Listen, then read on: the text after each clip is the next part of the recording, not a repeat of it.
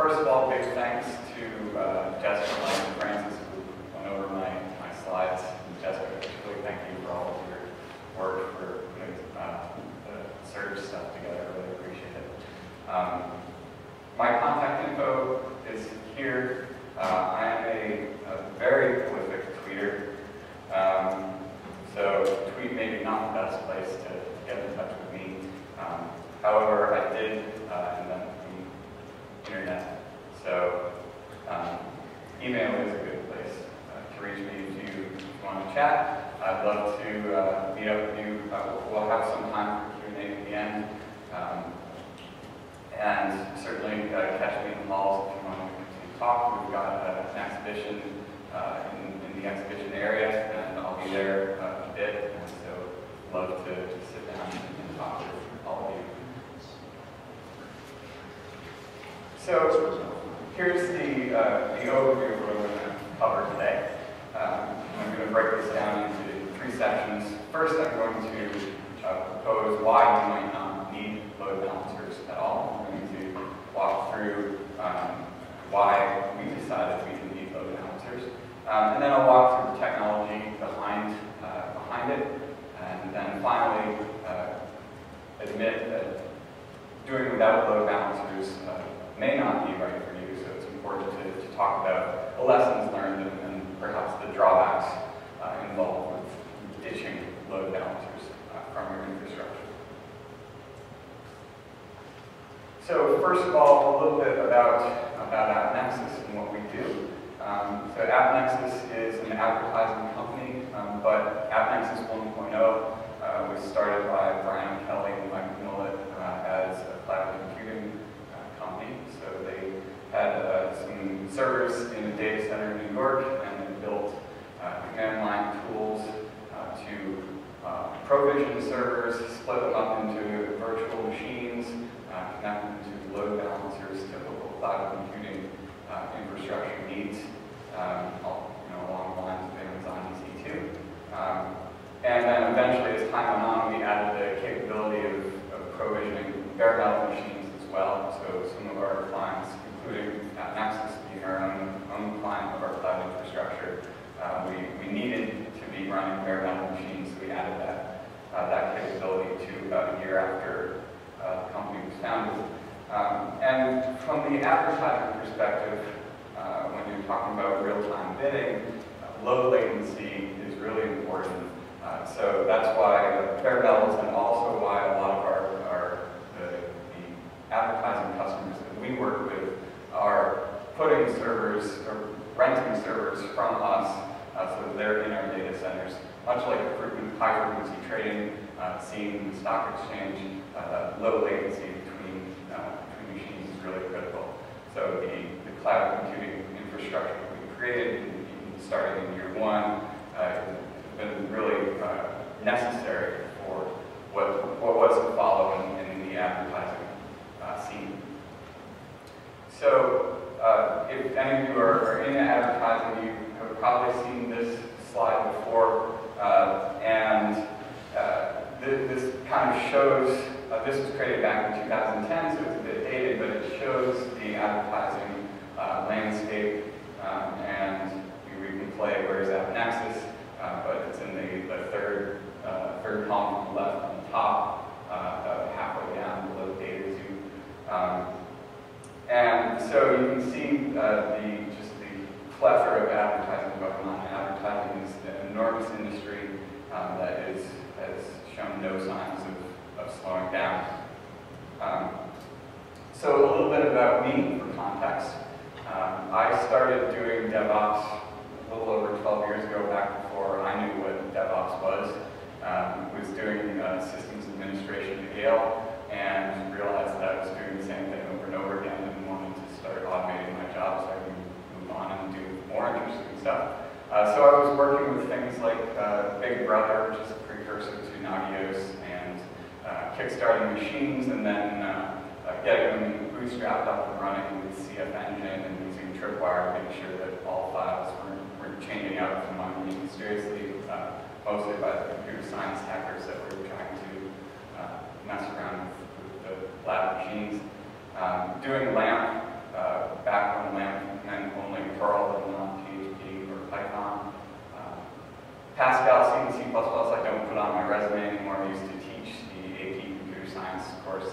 high school kids back when the AP course was in C++, but that's leaked out of my brain now, so I kind of leave that alone.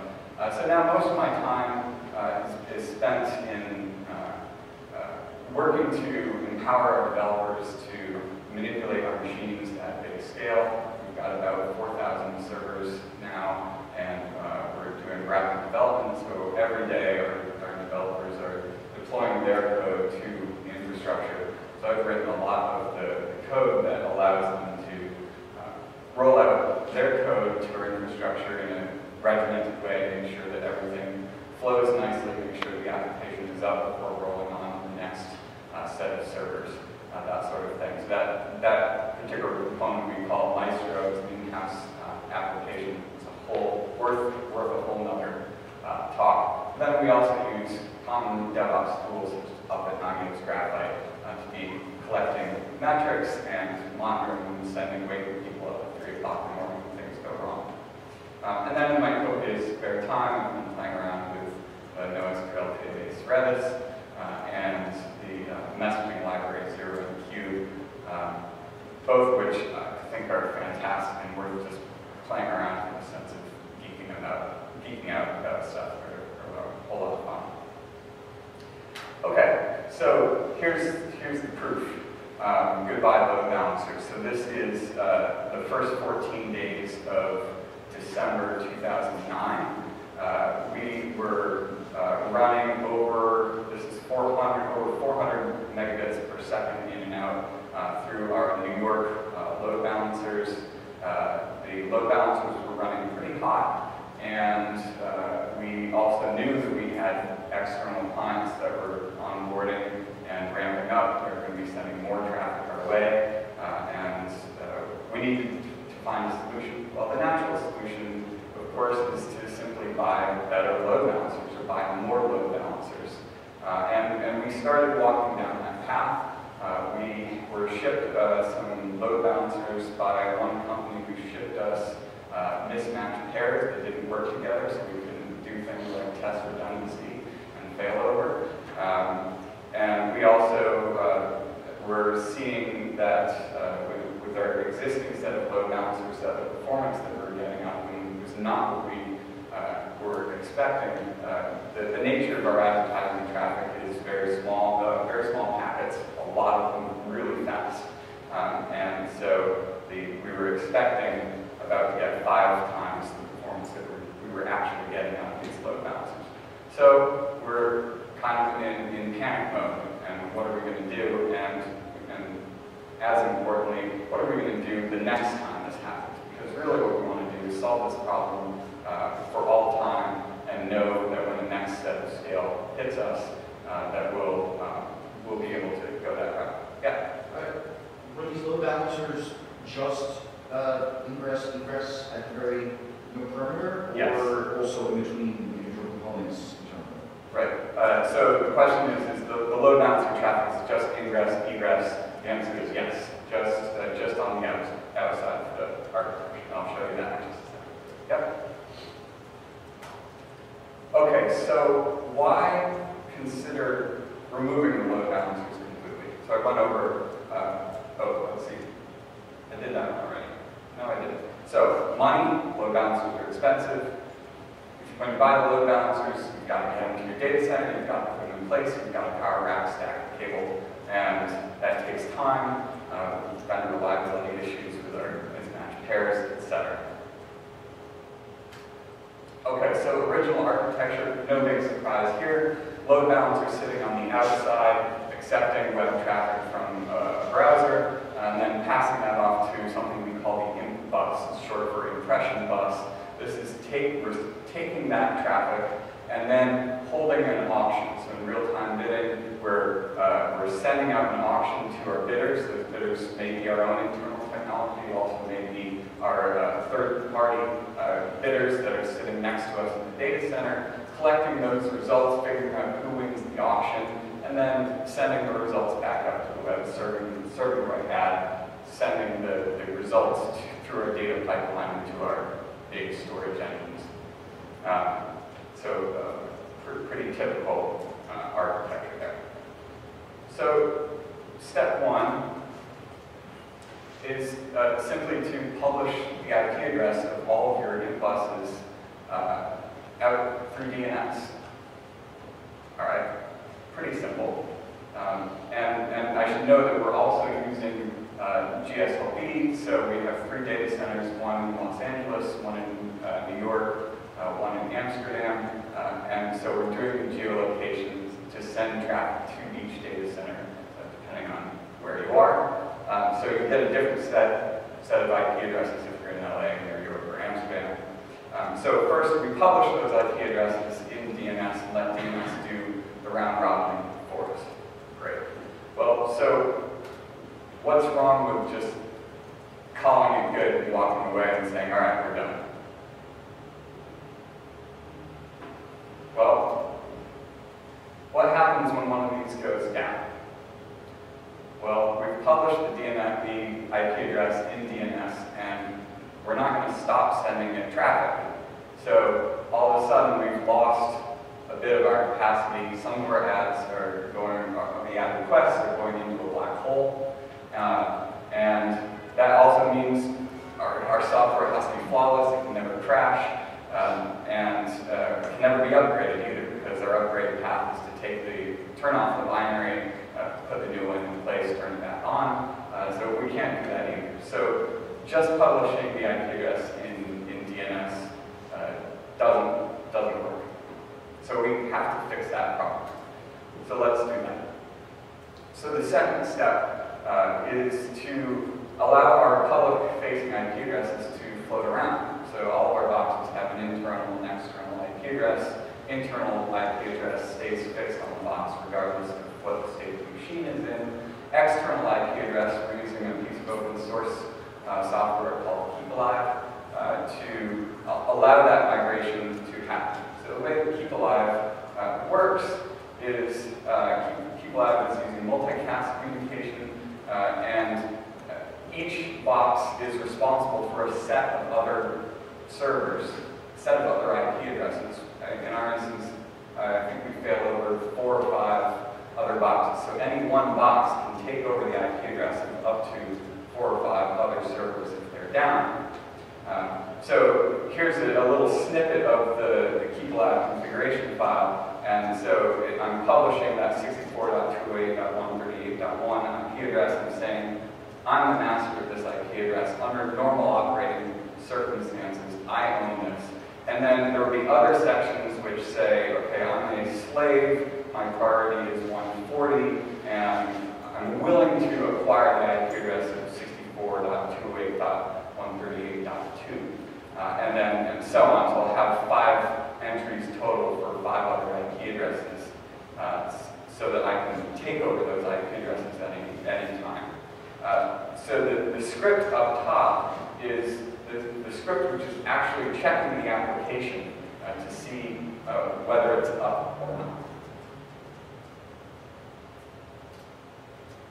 Okay, so this is good. We just solved that problem.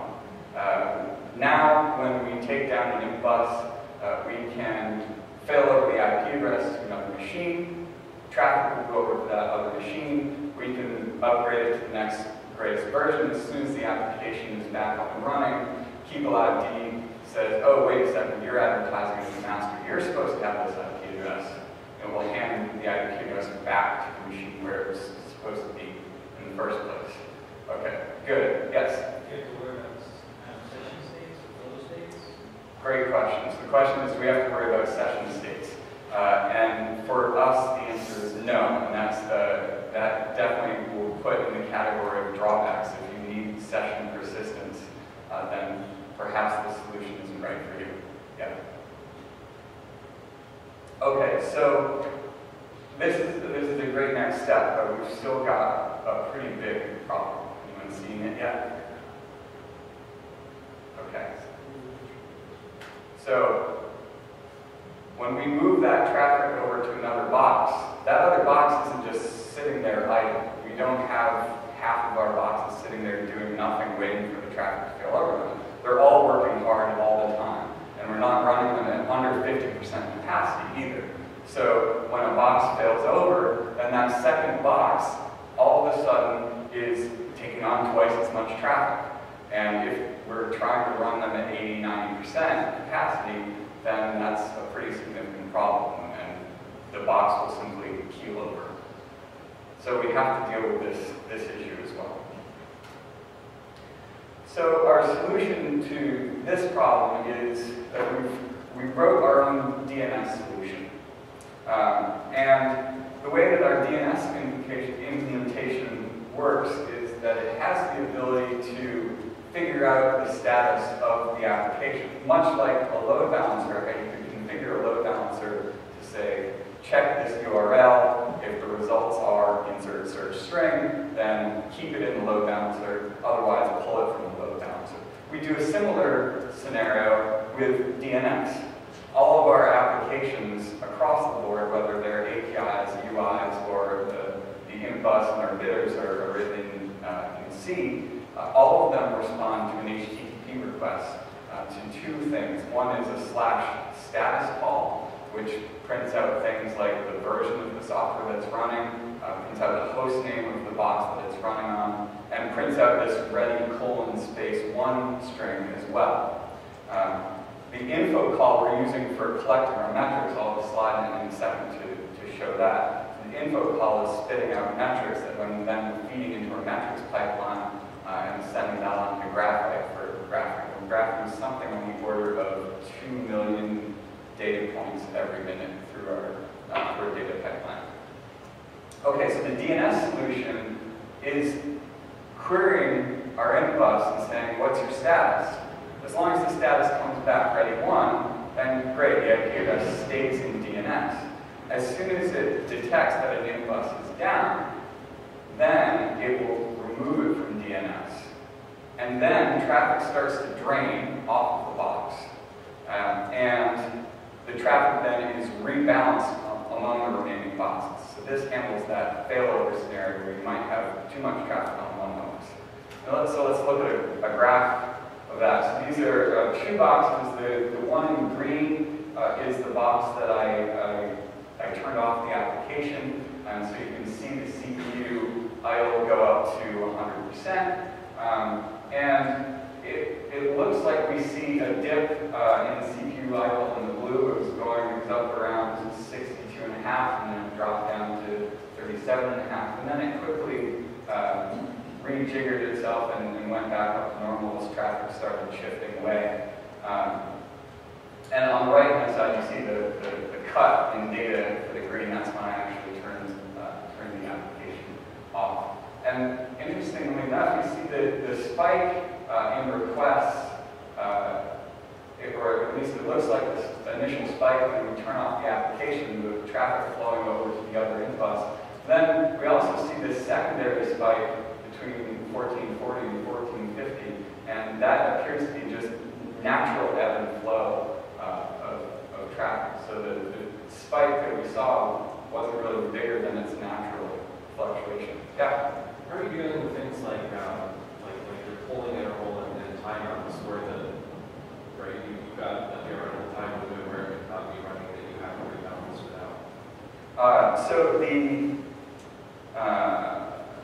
we go back to the configuration file. So Keepalived is doing that polling every 2 seconds to check the status of the box, and then flipping the IP address accordingly. Is that what you mean? Or?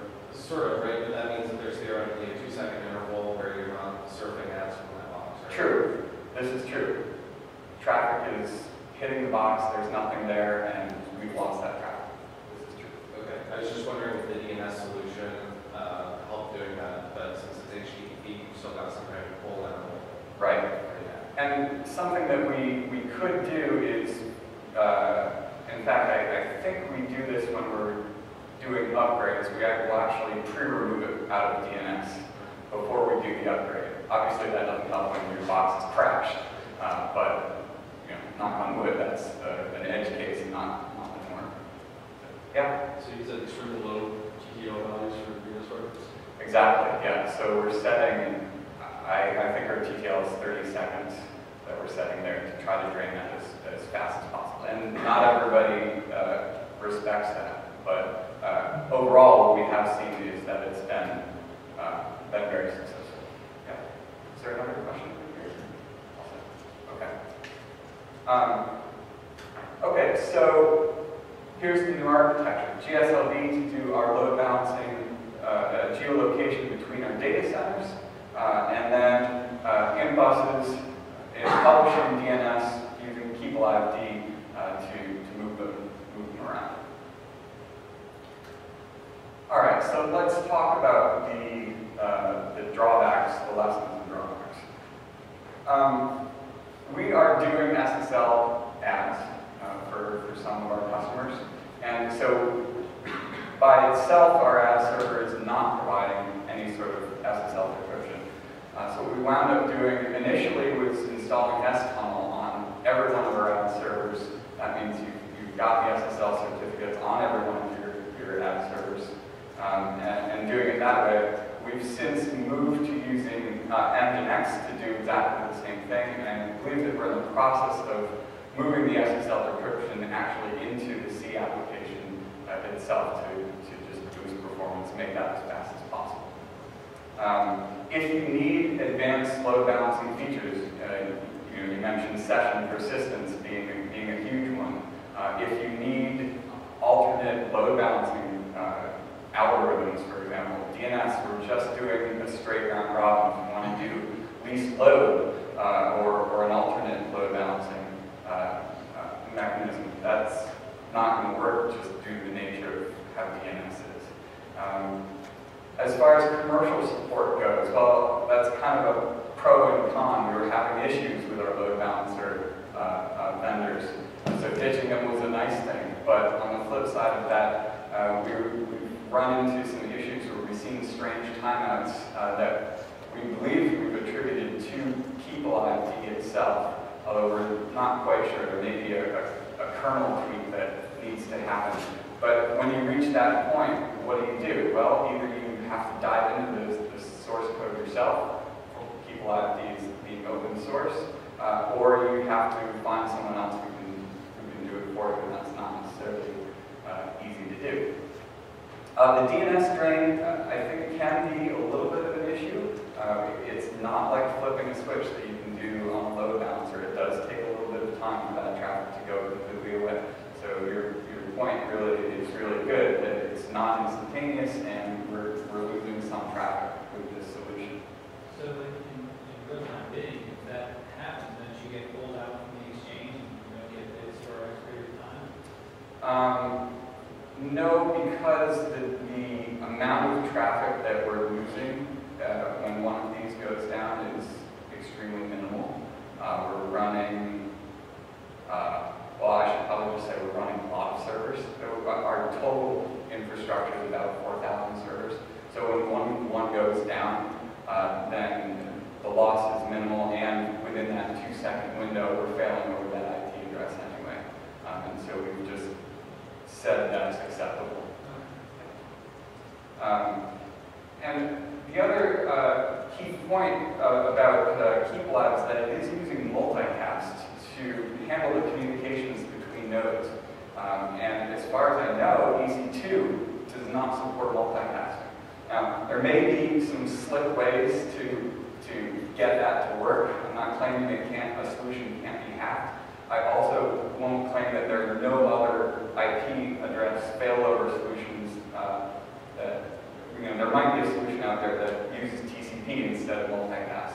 It's just that for our particular solution, we're relying on the multicast. So being in a data center that supports that is required. Okay, so finally, just a plug about AppNexus, like everyone else. Here we are hiring like crazy, and here's some of our interesting stats, I think. So we're over the 27 billion ads a day mark, and we're aggregating through our data pipeline over 15 terabytes of data. So I think big scale and big data apply to us. We've got about, Jason, what are our employee numbers? We're at 330 something? Yeah, worldwide. 330 worldwide. The vast majority of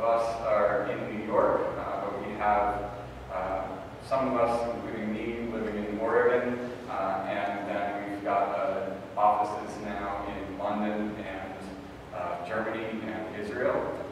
So we are rapidly becoming more and more global every day. Vast majority of us, again, in New York. So we're hiring. I think we've got 90 open directs on our website. We'd love to see you, love to chat with you, and I'll take any more questions. Yeah. At what level was this, or what percentage of this decision was, monetary? I mean, at what level did you decide to spend an X amount of money on even more load balancers? Good talk. Yeah, Great question. So comparing the monetary issue to the fact that we're up against a tight window and we need a solution, we need to do something now, I think it's a reasonable combination of the two. We certainly were trying to do something. The vision certainly was that we'd be where we are today at 27+ billion, and we knew that at this sort of scale, the load balancers would just be prohibitively expensive. So there was that, but there's nothing like an emergency fire that you've got to put out to really get your rear in gear and get you to code the solution really quickly. And also, I wanted to mention that behind the scenes, so if we go back to the configuration file for a second. So behind the scenes, we also have this enormous architecture, which is deploying code, the Maestro application, deploying code out to our servers. Each of these configuration files is obviously unique per ad server. And what we've done underneath the hood is that we're using Puppet and using Puppet configuration files to drive this configuration. We're pulling the canonical source of truth for storing MySQL database, and then Puppet is using the Puppet node classifier to pull that out in order to generate each of these files.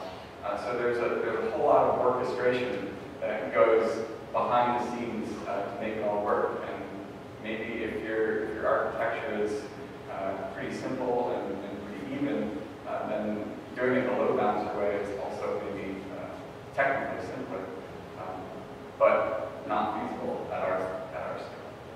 I think there's another question here. Go ahead. You mentioned Keepalived on the front end side of things as part of your load balancing solution group. Were those sitting in front of these load balancing appliances, or do you have something else behind, like agent proxy to distribute load to backends?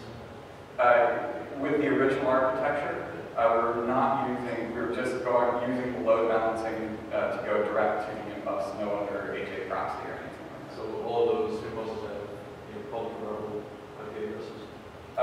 Public IP addresses after the new solution. Initially, there were no public IP addresses at all. We were routing traffic to the internal IP addresses. Yeah? Apologize for being late to your talk. Wondering if you have your slides posted anywhere. They are not currently posted, but I will make them so. I'm not sure if Serge has a slot, a place to drop those or not, but I'll figure it out and connect with me later on. I'll try to figure that out sooner rather than later, and we'll, at the worst case, send me an email. I'll be glad to send you my deck, no problem. Yeah. Anything else? Were you just doing layer 4 with your load balancers, or were you doing layer 7? Just layer 4. Yep. All right, great. Thank you all very much.